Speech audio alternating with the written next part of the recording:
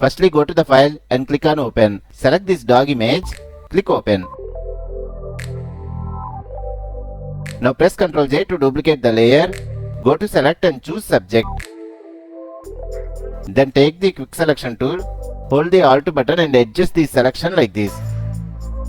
Now hit on add layer mask option below. Hide top layer.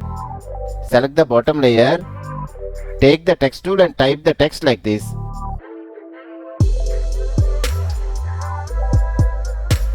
Now hit Ctrl T for transform option. Hold the Alt button and increase the text like this. Hit enter. Then right click on this layer thumbnail and choose select pixels. Open edit and select copy. Go to select and choose deselect. Then delete this text layer. Take a new layer. Now go to the filter and select the vanishing point filter. Here create a plane on the surface like this.